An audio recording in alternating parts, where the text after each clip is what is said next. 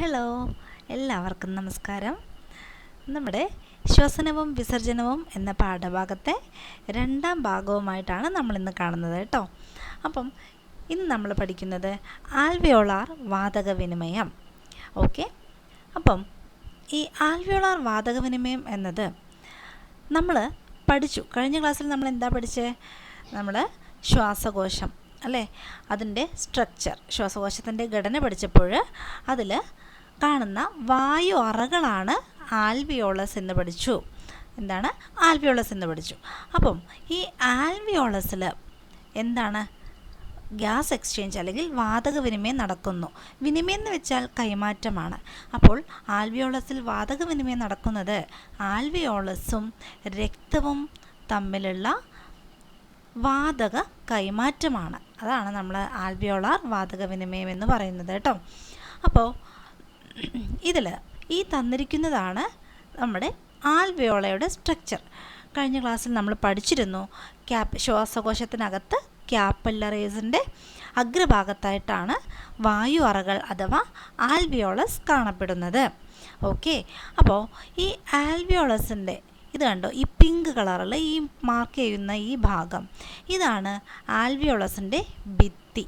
ആൽവിയോളസിൻ്റെ ഭിത്തി ഇതെന്ന് പറയുന്നത്, ഇതിനകത്ത് ഈ കാണുന്ന റെഡ് കളറിൽ ഇതാണ് നമ്മുടെ രക്തം.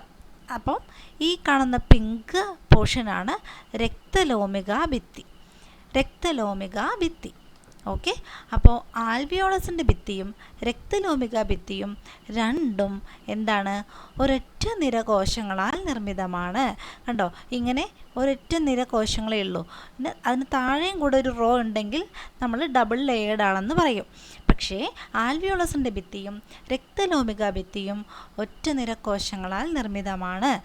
എന്തിനാണ് ഇങ്ങനെ ഒറ്റ നിര കോശങ്ങളാൽ നിർമ്മിതമാണെന്ന് എടുത്തു പറയാൻ കാരണമെന്നറിയാമോ? അതായത് ഒരു നിര മാത്രമേ ഉള്ളുവെങ്കിൽ അതിനർത്ഥം അതിനധികം കട്ടിയില്ല, അത് മൃദുവാണ് എന്നാണ്. അങ്ങനെ മൃദുവാണെങ്കിൽ മാത്രമേ വാതകങ്ങൾക്ക് അങ്ങോട്ട് പോകാനും ഇങ്ങോട്ട് വരാനുമെല്ലാം കഴിയുകയുള്ളൂ അല്ലേ. രക്തത്തിൽ നിന്ന് ആൽവിയോളസിലേക്കും ആൽവിയോളസിൽ നിന്ന് രക്തത്തിലേക്കും വാതകങ്ങൾക്ക് വിനിമയം ചെയ്യണമെങ്കിൽ എന്താവണം? മൃദുവായ കോശങ്ങളായിരിക്കണം. എങ്കിൽ മാത്രമേ ആ കോശത്തിനകത്തോടെ അവർക്ക് എക്സ്ചേഞ്ച് ഓഫ് ഗ്യാസസ് നടക്കുകയുള്ളൂ.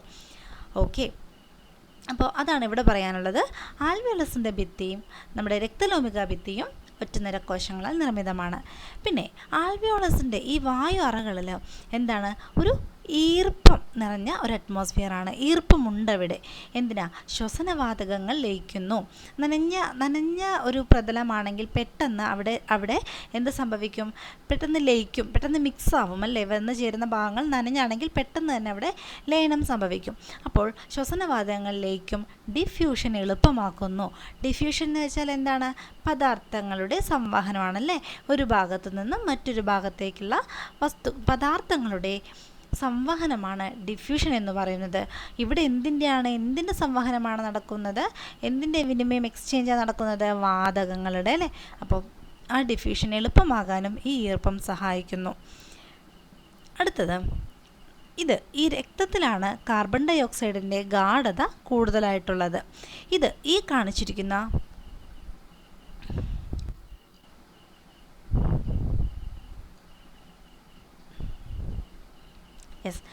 കാണിച്ചിരിക്കുന്ന ഈ ഭാഗം ഇത് രക്തമാണ്. RBC blood സെല്ലാണ്. ഓക്കെ, അപ്പം രക്തത്തിലാണ് കാർബൺ ഡൈ ഓക്സൈഡിൻ്റെ ഗാഢത കൂടുതൽ. പക്ഷേ ഓക്സിജൻ്റെ ഗാഢത കൂടുതലുള്ളത് ആൽവിയോളസിനകത്താണ്. ഓൾറെഡി നമ്മൾ പറഞ്ഞു കഴിഞ്ഞു, ആൽവിയോളസും രക്തവും തമ്മിലുള്ള വാതക കൈമാറ്റമാണ് നമ്മൾ എന്തു പറയുന്നത്? വാതക വിനിമയം എന്ന് പറയുന്നത്. അപ്പോൾ ഇവിടെ അറിഞ്ഞിരിക്കേണ്ട ഏറ്റവും പ്രധാനപ്പെട്ട ഒരു കാര്യം എന്ന് പറയുന്നത്, രക്തത്തിൽ എപ്പോഴും എന്താണ്, കാർബൺ ഡൈ ഓക്സൈഡിൻ്റെ അളവ് കൂടുതലായിരിക്കും. എന്നാൽ രക്തത്തിൽ ഓക്സിജൻ്റെ അളവ് കുറവായിരിക്കും. ഓക്കെ, ആൻഡ് ആൽവിയോളസിനകത്ത് ശ്വാസകോശത്തിൽ നമ്മുടെ ശ്വസനികകളുടെ അഗ്രഭാഗത്തായിട്ട് കാണുന്ന വായു അറകളാണ് ആൽവിയോളകൾ. അതിനകത്ത് ഓക്സിജൻ്റെ അളവ് വളരെ കൂടുതലും കാർബൺ ഡൈ ഓക്സൈഡിൻ്റെ അളവ് കുറവുമായിരിക്കും. അപ്പോൾ നമുക്കറിയാം ഡിഫ്യൂഷൻ എന്നാൽ ഗാഢത കൂടിയ ഭാഗത്തു നിന്നും ഗാഢത കുറഞ്ഞ ഭാഗത്തേക്കുള്ള പദാർത്ഥങ്ങളുടെ സംവഹനമാണ് ഡിഫ്യൂഷൻ എന്ന് പറയുന്നത്. ഇത് നമുക്കറിയാം. അപ്പോൾ തീർച്ചയായും എന്തായിരിക്കും സംഭവിക്കുക? രക്തത്തിൽ കാർബൺ ഡൈ ഓക്സൈഡ് കൂടുതലാണല്ലേ? രക്തത്തിൽ കാർബൺ ഡൈ ഓക്സൈഡ് കൂടുതലാണ്, എന്നാൽ ആൽവിയോളസിൽ കാർബൺ ഡൈ ഓക്സൈഡ് കുറവാണ്. ഓക്സിജൻ്റെ കാര്യം എടുത്താൽ രക്തത്തിൽ ഓക്സിജൻ കുറവാണ്, ആൽവിയോളസിൽ ഓക്സിജൻ കൂടുതലാണ്. ഇനി ഡിഫ്യൂഷൻ എന്നാൽ ഗാഢത കൂടിയ ഭാഗത്തു നിന്നും കുറഞ്ഞ ഭാഗത്തേക്കുള്ള പദാർത്ഥങ്ങളുടെ സംവഹനമാണ്. അപ്പോൾ ആൽവിയോളസിലേക്ക് ഏതായിരിക്കും വരിക? ആൽവിയോളസിലേക്ക് വരുന്നത് ഏത് വാതകമായിരിക്കും? കൂടിയ ഭാഗത്തു നിന്നും കുറഞ്ഞ ഭാഗത്തേക്കാണ് ഡിഫ്യൂഷൻ നടക്കുക. അപ്പോൾ ആൽവിയോളസിലേക്ക് വരുന്നത് ഏതാണ് ഇവിടെ കുറവ്? കാർബൺ ഡൈ ഓക്സൈഡ് ആണല്ലേ? അപ്പോൾ രക്തത്തിൽ കൂടുതലായിട്ടുള്ള കാർബൺ ഡൈ ഓക്സൈഡാണ് ആൽവിയോളസിലേക്ക് വരുന്നത്. അതുപോലെ ആൽവിയോളസിൽ കൂടുതലായിട്ടുള്ള ഓക്സിജനാണ് രക്തത്തിലേക്ക് പോകുന്നത്. ഈ ഒരു ബേസിക് കോൺസെപ്റ്റ് വാതകവിനിമയത്തെക്കുറിച്ച് മനസ്സിലാക്കി വയ്ക്കുക. ഇനി നമുക്കത് ഡീറ്റെയിൽ ആയിട്ട് പഠിക്കാം. ഓക്കെ, അതിനു മുൻപായിട്ട് ഇവിടെ തന്നിട്ടുണ്ട് ആൽവിയോളസിൻ്റെയും രക്തലോമികയുടെയും ഭിത്തിയുടെ സവിശേഷത എന്താണ്? ഭിത്തിയുടെ സവിശേഷത എന്താണെന്ന് നമ്മൾ പഠിച്ചു. ഒറ്റനിര കോശങ്ങളാൽ നിർമ്മിതമാണ് അല്ലേ? ഒറ്റനിര കോശങ്ങളാൽ നിർമ്മിതമാണ്. രണ്ടിൻ്റെയും ഭിത്തി ഒറ്റനിര കോശങ്ങളാൽ നിർമ്മിതമാണ്. ഒറ്റനിര കോശം. ഇനി ആൽവിയോളസിൻ്റെ ഭിത്തിയിലെ ഈർപ്പത്തിൻ്റെ പ്രാധാന്യം എന്താണ്? ഈർപ്പം ചെയ്യുന്നത് ഡിഫ്യൂഷൻ എളുപ്പമാക്കുന്നു. ഡിഫ്യൂഷൻ എളുപ്പമാക്കുന്നു. പദാർത്ഥങ്ങളെ പെട്ടെന്ന് ലയിപ്പിക്കുന്നു. ആൽവിയോളസിലെയും രക്തലോമികളുടെയും ഓക്സിജൻ കാർബൺ ഡൈ ഓക്സൈഡ് ഗാഢത ഇതാണ് ഞാൻ ഇവിടെ പറഞ്ഞു തന്നത്. ഇത് ആൽവിയോളസിൽ രക്തലോമികയിലും ഓക്സിജൻ്റെയും കാർബൺ ഡൈ ഓക്സൈഡിൻ്റെയും ഗാഢത ഞാൻ പറഞ്ഞു. രക്തത്തിൽ ഏതാണ് കൂടുതൽ? രക്തത്തിൽ കൂടുതലുള്ളത് കാർബൺ ഡൈ ഓക്സൈഡും കുറവുള്ളത് ഓക്സിജനുമാണ്. ഓക്കെ, ആൽവിയോളസിൽ കൂടുതലുള്ളത് ഏതാണ്? ഓക്സിജനും കുറവ് കാർബൺ ഡൈ ഓക്സൈഡുമാണ്. ഈ ഒരു കോൺസെപ്റ്റ് എപ്പോഴും ഓർത്തിരിക്കണം. ഓക്കെ, ഇനി സംശയം തോന്നാം, ഇതെങ്ങനെയാണ് രക്തത്തിൽ കാർബൺ ഡൈ ഓക്സൈഡ് കൂടുതലായി വന്നതെന്ന്. കാർബൺ ഡൈ ഓക്സൈഡ് നമുക്ക് കിട്ടുന്നത് നാം കഴിക്കുന്ന ആഹാരത്തിലെ കാർബോഹൈഡ്രേറ്റ് വിഘടിക്കുന്നതിനനുസരിച്ചാണ് നമ്മുടെ ശരീരത്തിൽ കാർബൺ ഡൈ ഓക്സൈഡ് ഉണ്ടാകുന്നത്. അപ്പോൾ നമുക്ക് ഊഹിക്കാം, നമ്മുടെ ആഹാരം വിഘടിച്ചിട്ട് അതിൽ നിന്നാണ് കാർബൺ ഡൈ ഓക്സൈഡ് ഉണ്ടാകുക. ഈ ആഹാരം വിഘടിക്കുക എന്നാൽ ദഹനം എന്നാണ് അർത്ഥം അല്ലേ? ഈ ദഹനത്തിനു ശേഷം എല്ലാ പോഷക ഘടകങ്ങളും അല്ലെങ്കിൽ ആഹാരത്തിൽ അടങ്ങിയിരിക്കുന്ന എല്ലാ ഘടകങ്ങളും എത്തിച്ചേരുന്നത് രക്തത്തിലേക്കാണല്ലോ. അങ്ങനെയാണ് കാർബൺ ഡൈ ഓക്സൈഡ് രക്തത്തിൽ കൂടുതലായി കാണപ്പെടുന്നത്. ഇപ്പം മനസ്സിലായോ? അതുപോലെ തന്നെ ആൽവിയോളസിൽ എങ്ങനെയാണ് ഓക്സിജൻ കൂടുതലായി കാണപ്പെടുന്നത് എന്നായിരിക്കും നമ്മുടെ സംശയം അല്ലേ? അതായത് ഈ ആൽവിയോളസിൽ ഓക്സിജൻ കൂടുതലായി കാണപ്പെടാനുള്ള കാരണം, ആൽവിയോളസ് എന്ന് പറയുന്നത് ശ്വാസകോശത്തിനകത്തെ വായു അറയാണ്. നമ്മൾ ഉച്ഛ്വസിക്കുമ്പോൾ, അതായത് പുറത്തുനിന്നും ഓക്സിജനെ സ്വീകരിക്കുമ്പോൾ ആ ഓക്സിജൻ നേരെ ചെന്നെത്തുന്നത് എവിടെയാണ്? നമ്മുടെ ശ്വസനപഥത്തിലൂടെ ശ്വാസകോശത്തിലേക്കാണ് എത്തിച്ചേരുന്നത്.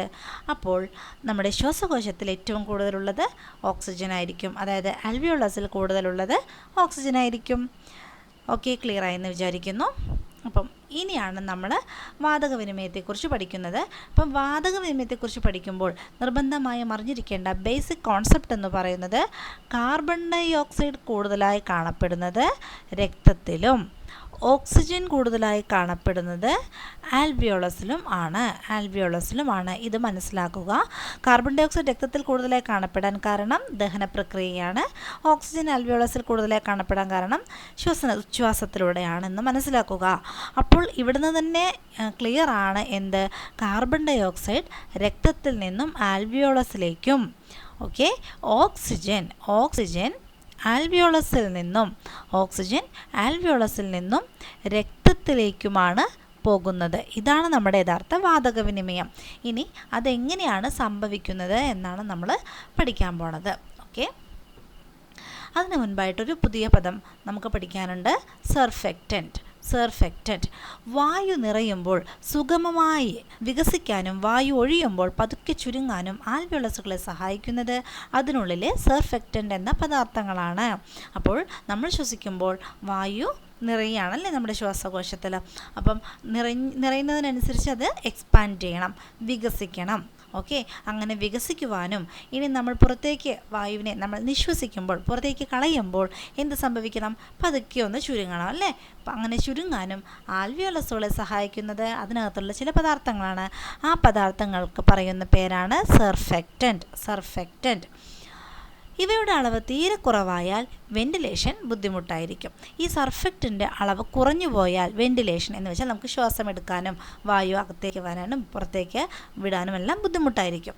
മാസം തികയാതെ ജനിക്കുന്ന ശിശുക്കളിലാണ് സാധാരണയായി ഈ അവസ്ഥ കണ്ടുവരുന്നത്. അത്തരം നവജാത ശിശുക്കൾ മരണപ്പെടാനും ഇടയുണ്ട്. അപ്പോൾ ഇവിടെ പഠിക്കേണ്ടത് സർഫെക്റ്റൻ്റ് എന്ന പദമാണ്. അത് വായു നമ്മുടെ ശ്വാസകോശത്തിലേക്ക് വായു നിറയുമ്പോൾ അത് വികസിക്കണം, വായു ഒഴിയുമ്പോൾ ശ്വാസകോശം ചെറുതായി ഒന്ന് ചുരുങ്ങണം. അങ്ങനെ ആൽവിയോളസുകളെ സഹായിക്കുന്ന പദാർത്ഥങ്ങളെയാണ് നമ്മൾ എന്ത് പറയുന്നത്? സർഫെക്റ്റൻ്റ് എന്ന് പറയുന്നത്. ഇനിയാണ് നമ്മുടെ ടോപ്പിക്കിലേക്ക് വരുന്നത് ആൽവിയോളാർ വാതകവിനിമയം. അപ്പം ഇതിന് മുൻപായിട്ട് നമ്മൾ പഠിച്ചത് എവിടെയാണ് കാർബൺ ഡൈ ഓക്സൈഡ്, ആദ്യം വാതകവിനിമയം എന്നാൽ കാർബൺ ഡൈ ഓക്സൈഡും ഓക്സിജൻ്റെയും എക്സ്ചേഞ്ചാണ്. ഇവർ തമ്മിലുള്ള വിനിമയത്തെയാണ് നമ്മൾ വാതകവിനിമയം എന്ന് പറയുന്നത്. ഇത് നടക്കുന്നത് രക്തവും ആൽവിയോളസും തമ്മിലാണ്. രക്തത്തിലും ആൽവിയോളസിനും ഇടയിലാണ് ഈ വാതകവിനിമയം നടക്കുന്നത് എന്ന് പഠിച്ചു. രക്തത്തിൽ കൂടുതലായി കാണപ്പെടുന്നത് കാർബൺ ഡൈ ഓക്സൈഡാണ് രക്തത്തിൽ കൂടുതലായി കാണപ്പെടുന്നത് എന്ന് പഠിച്ചു. ഇനി ആൽവിയോളസിൽ കൂടുതലായി കാണപ്പെടുന്നത് ഓക്സിജനാണ് എന്ന് പഠിച്ചു. ഇത്രയും കാര്യങ്ങൾ മനസ്സിൽ വെച്ചുകൊണ്ട് പിന്നെ സർഫെക്റ്റൻ്റ് പഠിച്ചിട്ടുണ്ട്. ഇതെന്ന് പറയുന്നത് ശ്വാസകോശം നിറയുന്ന സമയത്ത് വികസിക്കുവാനും ഒഴിയുന്ന സമയത്ത് ചുരുങ്ങുവാനും സഹായിക്കുന്ന പദാർത്ഥങ്ങളാണ് സർഫെക്റ്റൻ്റ് എന്ന് പഠിച്ചു. ഇനിയാണ് ആൽവിയോളാർ വാതകവിനിമയം എന്തെന്ന് നമ്മൾ പഠിക്കുന്നത്. ഓക്കെ, അപ്പോൾ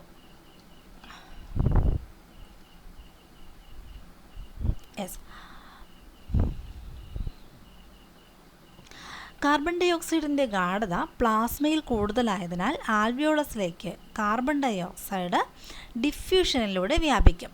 ഇപ്പം നമുക്കറിയാം രക്തത്തിൽ പ്രധാനമായും അടങ്ങിയിരിക്കുന്നത് എന്തൊക്കെയാണ്?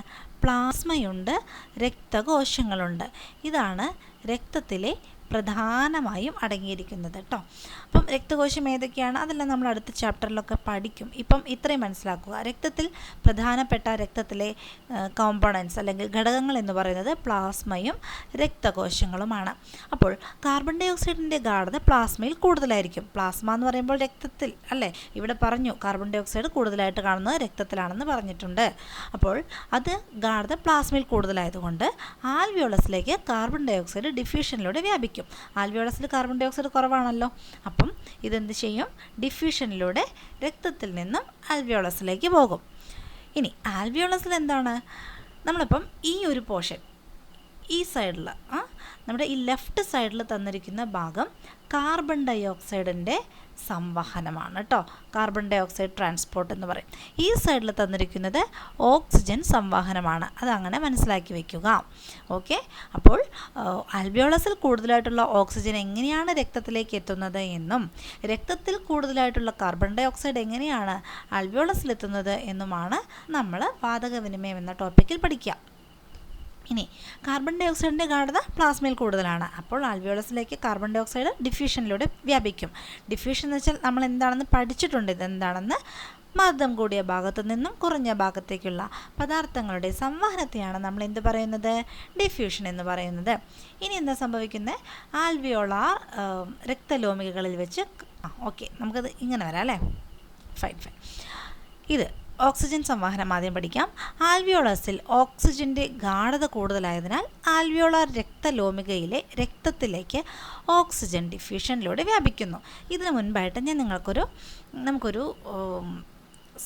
ഇതിൻ്റെ ഈ ട്രാൻസ്പോർട്ടിൻ്റെ ആൽവിയോളസിൻ്റെ സ്ട്രക്ചർ വൃത്തിയായിട്ടൊന്ന് കാണാം.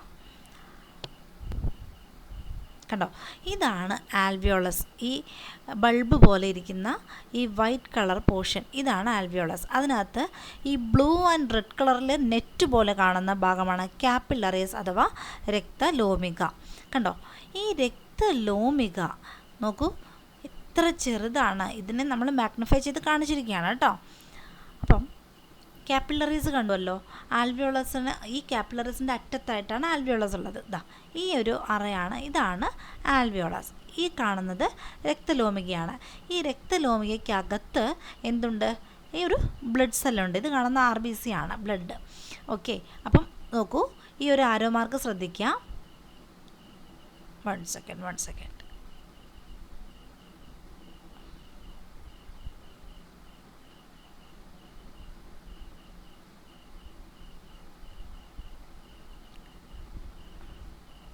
കണ്ടോ, ഈ കാർബൺ ഡൈ ഓക്സൈഡ് രക്തത്തിൽ നിന്നും ഈ ഒരു പർപ്പിൾ കളറിൽ റെഡ് കളറിൽ ഇവിടെ കാണിച്ചിരിക്കുന്നതാണ് രക്തം, കാപ്പിലറീസിൽ. ഇവിടെ നിന്ന് കാർബൺ ഡൈ ഓക്സൈഡിൻ്റെ ആരോ കണ്ടോ, അങ്ങോട്ടാണ്. അതായത് കാർബൺ ഡൈ ഓക്സൈഡ് രക്തത്തിൽ നിന്നും ആൽവിയോളസിലേക്ക് പോകുന്നു. ഈ ഒരു ബ്ലൂ ആരോ മാർക്ക് കണ്ടോ, അത് ആൽവിയോളസിൽ നിന്നും ഓക്സിജൻ രക്തത്തിലേക്ക് വരുന്നു എന്ന് കാണിക്കുന്ന ഒരു ചെറിയൊരു വീഡിയോ ആണ് ഇത് കേട്ടോ. അപ്പം ആൽവിയോളസും കാപ്പിലറീസും എത്രമാത്രം കണക്റ്റഡ് ആണെന്ന് നോക്കൂ. അവർ വളരെ ക്ലോസ്ഡ് ആണ്, അവരുടെ പൊസിഷൻ എന്ന് പറയുന്നത്. ഇതാണ് RBC, നമ്മുടെ രക്തകോശങ്ങൾ. അപ്പം രക്തത്തിലൂടെയാണ് എന്ത് പദാർത്ഥങ്ങളുടെ സംവഹനം, ഇവിടെ വാതകങ്ങളുടെ വിനിമയം നടക്കുന്നത്. ഓക്കെ, അപ്പം ഏകദേശം ആ ഒരു പിക്ചർ ക്ലിയർ ആണെന്ന് വിചാരിക്കുന്നു. കാണണമെന്നുള്ളവർ ഒന്നുകൂടെ കണ്ടോളൂ കേട്ടോ, റിപ്ലൈ ചെയ്ത് കണ്ടോളുക. അപ്പോൾ എന്താണ്, ശ്വാസകോശത്തിൽ വെച്ച് ചെറിയൊരു ഭാഗം ഓക്സിജൻ പ്ലാസ്മയിൽ ലയിക്കുന്നു. ശ്വാസകോശത്തിൽ ശ്വാസകോശത്തിൽ വെച്ച്, ഇതാണ് ശ്വാസകോശം. ഇവിടെ ഇത് ആൽവിയോളസ് ആണ്, ഈ ഒരു പോർഷൻ ആൽവിയോളസ് ആണ്, മീൻസ് ഇവിടെയാണ് ശ്വാസകോശം. ചെറിയൊരു ഭാഗം ഓക്സിജൻ, കുറച്ച് ഓക്സിജൻ എന്ത് ചെയ്യും, പ്ലാസ്മയിൽ ലയിക്കും. ശ്വാസകോശത്തിൽ ബ്ലഡ് കാപ്പിലറീസിൽ രക്തം ഉണ്ടല്ലോ, രക്തത്തിൽ പ്ലാസ്മ ഉണ്ടല്ലോ. അപ്പോൾ നമ്മൾ പുറത്തു നിന്നും നമ്മുടെ അന്തരീക്ഷത്തിൽ നിന്നും എടുത്ത വായുവിൽ ഓക്സിജൻ ഉണ്ട്. ആ ഓക്സിജൻ ശ്വാസകോശത്തിലേക്ക് എത്തുന്നു. അവിടെ വെച്ച് ശ്വാസകോശത്തിൽ വെച്ച് കുറച്ച് ഓക്സിജൻ പ്ലാസ്മയിൽ ലയിക്കുന്നു. ബാക്കി ഓക്സിജൻ ഉണ്ടല്ലോ, ഈ ബാക്കി വന്ന ഓക്സിജൻ, ഒരു ഓക്സിജൻ എന്ത് ചെയ്തു, ആദ്യം പ്ലാസ്മയിൽ ലയിച്ചു. ബാക്കി വന്നിട്ടുള്ള ഓക്സിജൻ നമ്മുടെ രക്തത്തിലെ ഹീമോഗ്ലോബിനുമായി കൂടിച്ചേർന്ന് എന്തുണ്ടാകും, ഹീമോഗ്ലോബിനുമായി കൂടിച്ചേർന്ന് ഓക്സി ഹീമോഗ്ലോബിൻ ആയി മാറും. ഓക്കെ, ഓക്സിജൻ ഹീമോഗ്ലോബിനുമായി കൂടിച്ചേർന്ന് ഓക്സി ഹീമോഗ്ലോബിൻ ആയി മാറുന്നു. കോശത്തിനടുത്ത് വെച്ച് ഓക്സി ഹീമോഗ്ലോബിൻ വിഘടിച്ച് ഓക്സിജൻ സ്വതന്ത്രമാകുന്നു. നോക്കൂ, ഓക്സിജൻ ആദ്യം ഹീമോഗ്ലോബിനുമായി കമ്പൈൻ ചെയ്തു, ഓക്സി ഹീമോഗ്ലോബിൻ ഉണ്ടായി. ഈ ഓക്സി ഹീമോഗ്ലോബിനിൽ എന്തൊക്കെയുണ്ട്, ഓക്സിജനുമുണ്ട്, ഹീമോഗ്ലോബിനുമുണ്ട്. നൗ കോശത്തിനടുത്ത് വെച്ചിട്ട് ഈ ഓക്സി ഹീമോഗ്ലോബിൻ വിഘടിക്കും, എന്ന് വെച്ചാൽ അത് സ്പ്ലിറ്റ് ആവും, അത് രണ്ടാകും. അങ്ങനെ ഓക്സി ഹീമോഗ്ലോബിൻ വിഘടിക്കുമ്പോൾ സ്വാഭാവികമായും അതിൽ നിന്ന് ഓക്സിജൻ എന്താവും, സ്വതന്ത്രമാകും. ഓക്സിജൻ അവിടെ ഫ്രീ ആവും. ഓക്കെ, ആൻഡ് രക്തത്തിൽ നിന്നും ഓക്സിജൻ ടിഷ്യൂ ദ്രവത്തിലേക്കും അവിടെ നിന്ന് കോശങ്ങളിലേക്കും പ്രവേശിക്കുന്നു. അപ്പോൾ നമ്മുടെ കോശത്തിനടുത്ത് വെച്ച് ഓരോ കോശങ്ങൾ ഇങ്ങനെയുണ്ട്. ഓക്കെ, ഈ കോശത്തിൽ നിന്നും ഒരു ദ്രാവകം, ഇതിലൂടെയൊക്കെ ബ്ലഡ് കാപ്പിലറീസ് പോകുന്നുണ്ട്, അതായത് രക്തലോമികകൾ പോകുന്നുണ്ട്. ഇവിടെയൊക്കെ എന്തുണ്ട്, അതിനകത്ത് രക്തമുണ്ട്. ഇനി ഈ നമുക്കറിയാം ഇത് ഇങ്ങനെയാണ് കോശങ്ങൾ അടുക്കി വെച്ചേക്കുന്ന പോലെ ഇരിക്കുകയാണല്ലേ. അപ്പോൾ കോശത്തിനിടയിൽ ചെറിയൊരു സ്പേസ് ഉണ്ട്, ഈ ഒരു സ്പേസ്, അതിലൂടെ ഒരു ദ്രാവകം ഇങ്ങനെ താഴേക്ക് കോശത്തിനിടയിലൂടെ ഊർന്നിറങ്ങും. അങ്ങനെ ഊർന്നിറങ്ങുന്ന ദ്രാവകത്തെയാണ് നമ്മൾ ടിഷ്യൂ ദ്രവം എന്ന് പറയുന്നത്. ഓക്കെ, ടിഷ്യൂ ദ്രവം എന്ന് പറയുന്നത്. അപ്പോൾ ഇവിടെ രക്തത്തിൽ നിന്നും ഓക്സിജൻ ടിഷ്യൂ ദ്രവത്തിലേക്കും അവിടെ നിന്ന് കോശങ്ങളിലേക്കും പ്രവേശിക്കുന്നു.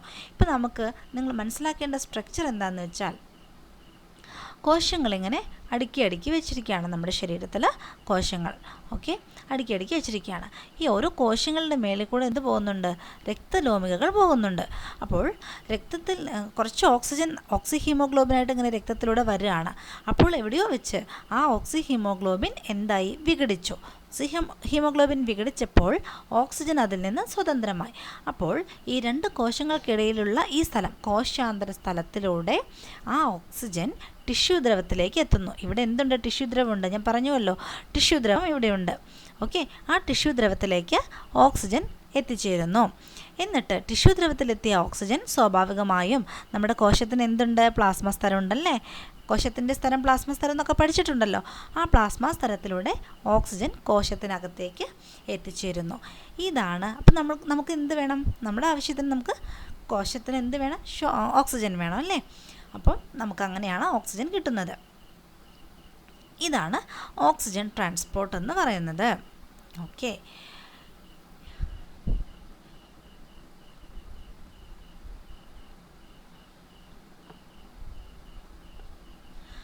Carbon dioxide. ഇനി നെക്സ്റ്റ് ഇതാണ് കാർബൺ ഡൈ ഓക്സൈഡ്. അതിൻ്റെ സംവഹനം പറയുന്നതിന് മുൻപ് നമുക്ക് എന്ത് വേണം? ഒരു കോശ ശ്വസനം എന്തെന്ന് പഠിക്കണം കേട്ടോ. അപ്പോൾ ഇവിടെ ഇപ്പം നമ്മൾ ഓക്സിജൻ ടിഷ്യൂ ദ്രവത്തിലെത്തി അവിടെ നിന്ന് കോശങ്ങളിലേക്ക് എത്തി. ഓക്കെ, കോശങ്ങളിലാണ് ഇപ്പോൾ ഓക്സിജൻ ഉള്ളത്. ഇനി കോശത്തിൽ ഓക്സിജൻ എന്തിനാണ്? നമുക്ക് ഓക്സിജൻ എന്തിനാണ്? ശ്വസിക്കാനാണ്, ശ്വസനത്തിനാണ്. ഇതുപോലെ തന്നെ കോശ ശ്വസനം നടക്കുന്നുണ്ട്. അതായത് കോശത്തിൽ വെച്ച് ഗ്ലൂക്കോസിനെ ഓക്സിജൻ ഉപയോഗിച്ച് വിഘടിപ്പിച്ച് ഊർജം സ്വതന്ത്രമാക്കുന്ന പ്രക്രിയയാണ് ഇന്ന് കോശശ്വസനം. ഇതിൽ കോശശ്വസനത്തിൽ വരുന്ന പ്രധാനപ്പെട്ട 2 പ്രക്രിയകൾ എന്ന് പറയുന്നത് ഗ്ലൈക്കോളിസിസും ക്രബ് സൈക്കിളും ഒക്കെയാണ്. ഇതിനെക്കുറിച്ച് നമ്മൾ ഹയർ ക്ലാസ്സസിലാണ് പഠിക്കുക. ഇത്രയും മനസ്സിലാക്കുക. കോശശ്വസനം എന്നത് കോശത്തിൽ വെച്ച് ഗ്ലൂക്കോസിനെ ഓക്സിജൻ ഉപയോഗിച്ച് വിഘടിപ്പിക്കുക. നമ്മൾ കഴിച്ച ആഹാരത്തിൽ കാർബോഹൈഡ്രേറ്റ് അഥവാ ധാന്യകം ഉണ്ടായിരുന്നു. അത് വിഘടിച്ച് ഗ്ലൂക്കോസും ഫ്രക്ടോസും അതുപോലുള്ള സിമ്പിൾ ഷുഗേഴ്സൊക്കെ ഉണ്ടായിട്ടുണ്ടല്ലേ. ഇനി ഈ കോശത്തിൽ വെച്ച് ആ ഗ്ലൂക്കോസിനെ ഓക്സിജനാണ് വിഘടിപ്പിക്കുന്നത്. എന്നിട്ട് വേണം അതിലെ പോഷകങ്ങളെല്ലാം നമുക്ക് ഊർജ്ജമായിട്ട് കിട്ടാനായിട്ട്. ഓക്കെ, അപ്പോൾ ഗ്ലൂക്കോസ് വിഘടിച്ച് നമുക്ക് ഊർജം കിട്ടണം. അപ്പോഴാണ് നമുക്ക് എനർജി ഉണ്ടാവുന്നത്. അപ്പോൾ ഈ ഗ്ലൂക്കോസിനെ വിഘടിപ്പിക്കാൻ സഹായിക്കുന്നതാണ് ഓക്സിജൻ. അപ്പോൾ ഇവിടെയാണ് നമ്മൾ പഠിച്ചത് ഓക്സിജൻ കോശങ്ങളിലേക്ക് എത്തുന്നു. ഈ കോശത്തിൽ വെച്ച് ഓക്സിജൻ എന്ത് ചെയ്യും? ഗ്ലൂക്കോസിനെ വിഘടിക്കും. നമ്മൾ ആഹാരം കഴിച്ചിട്ട് പോഷകഘടകങ്ങൾ ഓൾറെഡി കോശത്തിനകത്തേക്ക് ആഗിരണം ചെയ്ത് വന്നിട്ടുണ്ട്. അവിടെ വെച്ച് ഗ്ലൂക്കോസ് വിഘടിച്ച് ഊർജ്ജം ഉണ്ടാകും. ആ പ്രക്രിയയാണ് കോശശ്വസനം എന്ന് പറയുന്നത്. ഈ ഗ്ലൂക്കോസിനെ വിഘടിക്കുമ്പോൾ ഉണ്ടാവുന്ന ഒരു വാതകമാണ് carbon dioxide. Okay, glucose വിഘടിക്കുമ്പോൾ നമുക്ക് എനർജി ഉണ്ടാവും, പ്ലസ് കാർബൺ ഡൈ ഓക്സൈഡും ഉണ്ടാവും. അപ്പോൾ കോശങ്ങളിൽ നിന്ന് കാർബൺ ഡൈ ഓക്സൈഡ് എന്ത് ചെയ്യും? ടിഷ്യൂ ദ്രവത്തിലേക്കും അവിടെ നിന്ന് രക്തത്തിലേക്കും പ്രവേശിക്കുന്നു. ഇവിടെ ശ്രദ്ധിക്കേണ്ട കാര്യം, നമ്മുടെ രക്തത്തിൽ നിന്ന് ഓക്സിജൻ ടിഷ്യൂ ദ്രവത്തിലേക്കും അവിടെ നിന്ന് കോശത്തിലേക്കും കയറി. ഇത് ഓക്സിജൻ്റെ കാര്യം. Okay, now carbon dioxide എന്താ ചെയ്യുന്നത്? കാർബൺ ഡൈ ഓക്സൈഡ് ചെയ്യുന്നത്, ഇപ്പം ഇവിടെ ഓക്സിജൻ കോശത്തിനകത്തെത്തി അല്ലേ. ഈ കോശത്തിനകത്തെത്തി. കോശത്തിൽ എന്തുണ്ട്? നമ്മൾ കഴിച്ച ആഹാരത്തിൽ ഗ്ലൂക്കോസ് ഉണ്ട് കോശത്തിൽ. ആ ഗ്ലൂക്കോസിനെ ഇപ്പോൾ കോശത്തിലെത്തിയ ഓക്സിജൻ വിഘടിപ്പിക്കും. ഇവിടെ ഓക്സിജൻ വിഘടിപ്പിക്കും. അപ്പം നമുക്ക് എന്ത് കിട്ടും?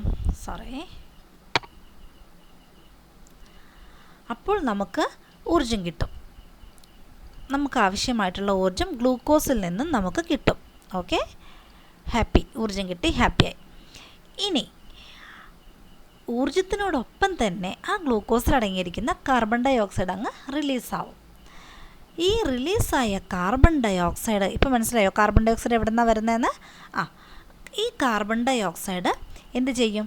ടിഷ്യൂ ദ്രവത്തിലേക്ക് കയറും. ടിഷ്യൂ ദ്രവം എന്താണെന്ന് പറഞ്ഞല്ലോ, കോശാന്തര സ്ഥലത്തിനിടയിലുള്ള ഒരു ദ്രാവകമാണ് ടിഷ്യൂ ദ്രവം. നമുക്ക് ഓക്സിജൻ വന്നത് ടിഷ്യൂ ദ്രവത്തിൽ നിന്നും കോശത്തിലേക്കാണ്. കാർബൺ ഡൈ ഓക്സൈഡ് നോക്കൂ, കോശത്തിൽ നിന്നും ടിഷ്യൂ ദ്രവത്തിലേക്ക് പോകും. ടിഷ്യൂ ദ്രവം വഴി അതെവിടെ കയറും? രക്തത്തിലേക്ക് പോകും. ടിഷ്യൂ ദ്രവത്തിൽ നിന്നും രക്തത്തിലേക്കും. ഇവിടെ മെയിനായിട്ട് ശ്രദ്ധിക്കേണ്ടത് ഓക്സിജൻ്റെ കാര്യമാണെങ്കിൽ, ഓക്സിജൻ ആണെങ്കിൽ രക്തത്തിൽ നിന്നും ടിഷ്യൂ ദ്രവത്തിലേക്ക് പോകും, ടിഷ്യൂ ദ്രവത്തിൽ നിന്നും കോശത്തിലേക്ക് പോകും. ബട്ട് കാർബൺ ഡൈ ഓക്സൈഡ് കോശത്തിൽ നിന്നും ടിഷ്യൂ ദ്രവത്തിലേക്ക് പോകുന്നു, ടിഷ്യൂ ദ്രവത്തിൽ നിന്നും രക്തത്തിലേക്കും പോകുന്നു. ഇതാണ് ഓക്സിജൻ്റെയും കാർബൺ ഡൈ ഓക്സൈഡിൻ്റെയും സംവഹനത്തിലെ പ്രധാനപ്പെട്ട ഒരു കാര്യം. ഓക്കെ, അപ്പോൾ കാർബൺ ഡൈ ഓക്സൈഡ് ടിഷ്യൂ ദ്രവത്തിലേക്കും അവിടെ നിന്ന് രക്തത്തിലേക്കും പ്രവേശിക്കും. ഇനി 7% കാർബൺ ഡൈ ഓക്സൈഡ് പ്ലാസ്മയിൽ ലയിക്കുന്നു.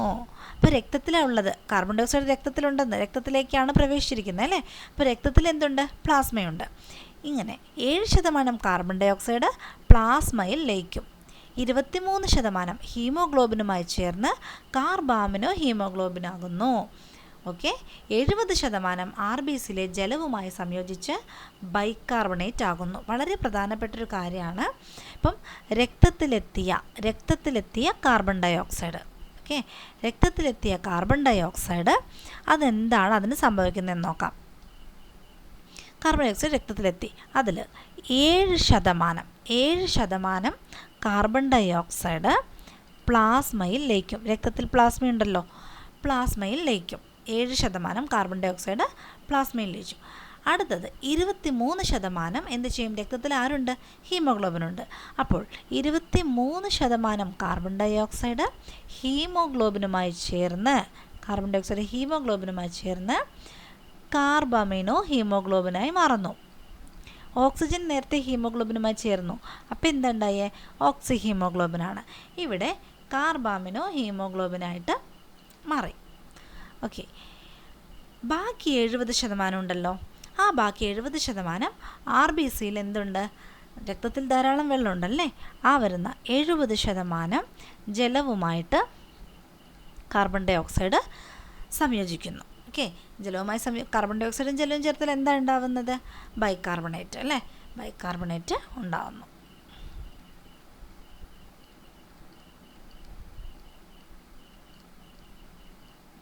ഓക്കെ, ഇതാണ് കാർബൺ ഡൈ ഓക്സൈഡിന് സംഭവിക്കുന്നത്.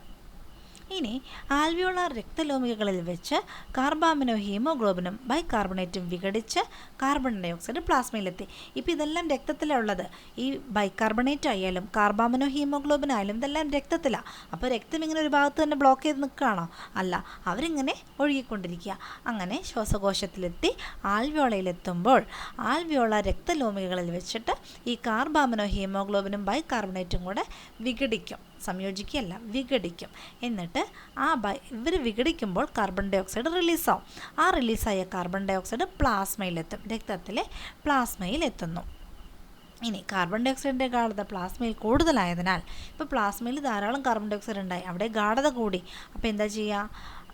ആൽവിയോളസിലേക്ക് കാർബൺ ഡൈ ഓക്സൈഡ് ഡിഫ്യൂഷനിലൂടെ വ്യാപിക്കും. അപ്പം കൂടുതലായ ഭാഗത്തു നിന്നും കുറഞ്ഞ ഭാഗത്തേക്കാണല്ലോ പോകുന്നത്. അപ്പോൾ പ്ലാസ്മയിൽ ഇപ്പോൾ കാർബൺ ഡൈ ഓക്സൈഡിൻ്റെ അളവ് വളരെ കൂടുതലാണ്. അതുകൊണ്ട് അതെന്താ ചെയ്യുന്നത്? അത് ഡിഫ്യൂഷനിലൂടെ ആൽവിയോളസിലേക്ക് വ്യാപിക്കും. ഇതാണ് വാതക സംവഹനം അഥവാ ഗ്യാസ് എക്സ്ചേഞ്ച്, വാതക വിനിമയം എന്ന് പറയുന്നത്. അപ്പോൾ ഇവിടെ മനസ്സിലാക്കേണ്ടത് എപ്പോഴും ഒരൊറ്റ ബേസിക് കോൺസെപ്റ്റ് ആദ്യം മനസ്സിലാക്കുക. രക്തത്തിൽ കാർബൺ ഡൈ ഓക്സൈഡിൻ്റെ അളവ് കൂടുതലാണ്, ഓക്സിജൻ്റെ അളവ് കുറവാണ്. അതുകൊണ്ട് തന്നെ കൂടുതലുള്ള ഭാഗത്തു നിന്നും കുറഞ്ഞ ഭാഗത്തേക്കാണ് എപ്പോഴും സംവഹനം നടക്കുന്നത് അല്ലെങ്കിൽ വിനിമയം നടക്കുന്നത്. അതുകൊണ്ട് തന്നെ കാർബൺ ഡൈ ഓക്സൈഡ് രക്തത്തിൽ നിന്നും ആൽവിയോളസിലേക്കും ഓക്സിജൻ ആൽവിയോളസിൽ നിന്നും രക്തത്തിലേക്കുമാണ് വിനിമയം ചെയ്യപ്പെടുന്നത് എന്ന കാര്യം മനസ്സിലാക്കുക. ഓക്കെ, മനസ്സിലായെന്ന് വിചാരിക്കുന്നു. അടുത്ത ക്ലാസ്സുമായിട്ട് അടുത്ത ഭാഗവുമായി നമ്മൾ വീണ്ടും കാണാം. Okay, thank you.